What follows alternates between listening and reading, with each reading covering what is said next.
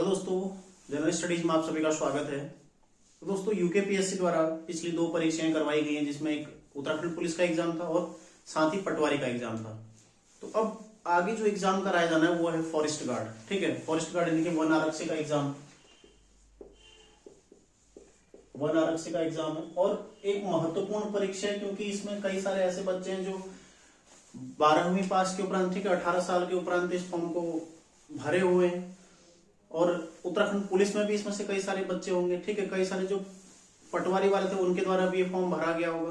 तो मतलब अधिकांश बच्चे ऐसे हैं जो अभी नए हैं। ठीक है, मतलब तैयारी के फील्ड में नए हैं, यानी कि 18 साल के तुरंत बाद ही उनके द्वारा फॉर्म भरा गया होगा और इंटर पास करने के पश्चात उनके द्वारा फॉर्म भरा गया होगा।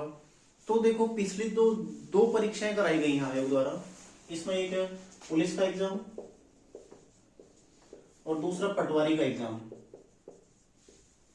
यदि इनके प्रश्न पत्रों का विश्लेषण करें पूर्ण, ठीक है, तो ये भी देखो आसान से थोड़ा मध्यम लेवल का था और ये थोड़ा मध्यम में ही था। ठीक है, एकदम हाई भी मैं नहीं कहूंगा और एकदम आसान भी नहीं था पटवारी का एग्जाम। लेकिन देखो, पुलिस का एग्जाम लगभग 80 और 20% का था। ठीक है, और ये भी 70 और 20 और 10%, इस तरह से पटवारी का एग्जाम था। ठीक है,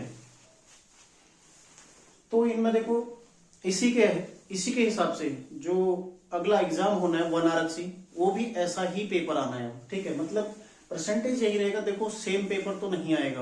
मैंने पहले भी आपको बताया था कि बिल्कुल भी सेम पेपर नहीं आएगा, पेपर पूरा अलग आएगा। ठीक है, कल पटवारी का पेपर पुलिस के पेपर से पूरी तरह भिन्न था।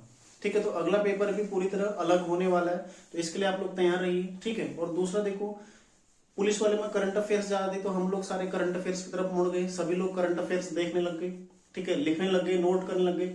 और करंट अफेयर से पटवारी में कोई प्रश्न नहीं पूछा गया था, केवल 3 से 4 प्रश्न थे जो करंट अफेयर से पूछे गए थे। ठीक है, तो आयोग ने ये भी आपको बता दिया इसके माध्यम से कि कुछ भी पूछा जा सकता है। जरूरी नहीं है कि करंट अफेयर्स ही आएगा और जरूरी नहीं है कि कोई सब्जेक्ट ही आएगा।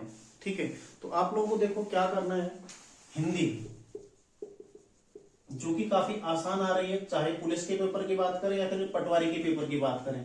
ठीक है, तो हिंदी ऐसी आ रही है जिसमें 20 नंबर खींचे जा सकते हैं। और साथ ही उत्तराखंड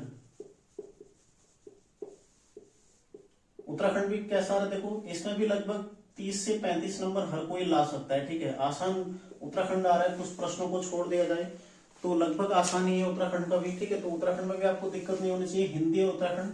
और तीसरा देखो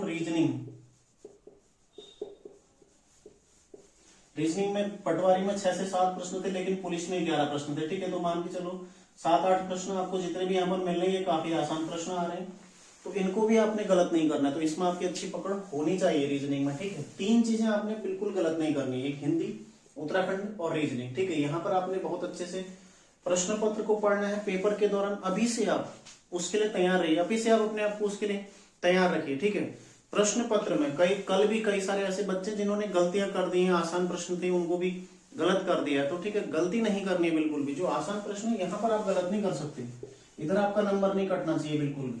यदि आपको सिलेक्शन चाहिए तो ये आपने बहुत अच्छे से पढ़ना है। पूरा 2 घंटे आपको समय मिलता है पेपर देने का, तो आप आराम से पढ़िए पेपर को। ठीक है, और पढ़ने के उपरांत, अच्छे से समझने के उपरांत, क्योंकि डायरेक्ट क्वेश्चन नहीं आ रहे हैं। ठीक है, इसमें भी थोड़ा घुमा फिरा के आपको प्रश्न पूछे, थोड़ा घुमा फिरा के थे आसान, लेकिन थोड़ा घुमा फिरा के पूछ दिया। ठीक है, थोड़ा जो डायरेक्ट प्रश्न होता है उसको थोड़ा सा हटके बना दिया। तो बस यही आयोग पहले से करता आया है और ये पेपर भी लगभग उसी पैटर्न पर आ रहे हैं। ठीक है, तो ध्यान रखिएगा, आप लोग इनको अच्छे से पढ़ के आपने सॉल्व करना है। ठीक है, यदि आप यहाँ पर गलती नहीं करते हैं तो फिर आपके लिए जो जीएस वाला पार्ट है, जीएस प्लस जीके, ये थोड़ा आसान हो जाएगा। ठीक है, इसमें आप यदि कम अटेम्प्ट भी करते हैं, कम नंबर भी लाएंगे, तो भी आपके सिलेक्शन के चांसेस ज्यादा हो जाएंगे। क्योंकि फॉरेस्ट गार्ड का एग्जाम है तो लगभग 65 से 70 तक आप अपने आप को सेफ समझ सकते हैं, क्योंकि पेपर इसी लेवल का आएगा, तब भी 65 से 70 तक आप अपने आप को सेफ स्कोर कह सकते हैं। ठीक है,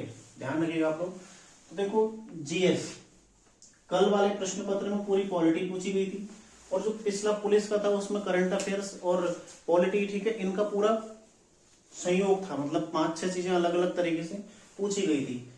तो देखो, ध्यान रखिएगा, अगला जो पेपर है उसमें संभव है कि आधुनिक भारत के क्वेश्चन पूछेगा आयोग। ठीक है, क्योंकि आधुनिक भारत से अभी तक क्वेश्चन न पॉलिटी न पटवारी वाले में आया और ना ही उससे पहले पुलिस वाले में आया, तो संभव है कि आधुनिक भारत से पूछ सकता है। तो आप लोग देखो, अब आपके पास अतिरिक्त पढ़ने का समय नहीं है, ठीक है। आप ज्यादा चीजें आप पढ़ नहीं सकते हैं, पूरा सिलेबस आप कवर नहीं कर सकते हैं, ठीक है। तो आप लोग सारी चीजों को समय बांटकर रिवीजन करिए, बस हो गया। जो आसान चीजें हैं उनको और आसान बनाओ, क्योंकि टफ चीजें आपके लिए भी टफ रहेंगी, दूसरे के लिए भी टफ रहेंगी, हर किसी के लिए मुश्किल रहेगा उनको सॉल्व करना। लेकिन आसान चीजों में आपकी पकड़ जो है वो और मजबूत बननी चाहिए, उसको आपने गलत नहीं करना है। यदि आसान गलत कर दोगे तो यदि टफ क्वेश्चन कोई 4 भी अटेम्प्ट कराए तो आप पीछे हो जाओगे, ठीक है।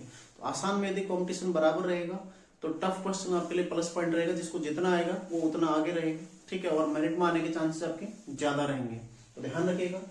आप जो चीजें आप पढ़ सकते हैं, देखो करंट अफेयर्स रिवाइज कर लीजिए, क्योंकि आप सभी लोग नोट कर चुके हैं, बट पुलिस का एग्जाम देख के सबने नोट कर लिया करंट अफेयर्स, ठीक है। तो आप लोग नोट कर चुके हैं ऑलरेडी, उसको रिवाइज करते रहिए। साथ में देखो सारी चीजें थोड़ा थोड़ा रिवाइज कर लीजिए, जैसे संगठन इत्यादि उनके बारे में पढ़ लीजिए, क्वेश्चन वहां से बन सकता है, ठीक है। और थोड़ी थोड़ी चीजें जो आपने जितने भी आपने अपने नोट्स बना रखे हैं, पॉलिटी इत्यादि सब चीजें रिवाइज करो, 2-2 दिन सबको दो और अच्छे से रिवाइज करो ध्यानपूर्वक, ठीक है। ज्यादा समय देके 5 से 6 घंटा एक दिन का समय देके रिवाइज करो उनको, ताकि जो आपके प्रश्न आ रहे हैं वो गलत ना हो। कल भी जो प्रश्न आ रखे हैं पॉलिटी से डायरेक्ट क्वेश्चन नहीं है, आपकी समझ पर जो आधारित होते हैं उस तरह के क्वेश्चन पूछे गए हैं, ठीक है। तो हर कोई उनको समझ भी नहीं पाया होगा और हर कोई कर भी नहीं पाया होगा। तो कुछ आसान क्वेश्चन भी थे और कुछ अच्छे समझने वाले क्वेश्चन भी थे। तो प्रश्न पत्र आपने बहुत अच्छे से पढ़ना है, उसके पश्चात ही आपने आंसर देना है। सारी चीजें रिवाइज करो, अतिरिक्त मत पढ़ो। अब अतिरिक्त पढ़ के कुछ नहीं होने वाला है। सिलेक्शन चाहिए तो आसान चीजों पर पकड़ बनाओ, इन पर आपने गलतियां नहीं करनी है और इनको अभी रिवाइज कर लो।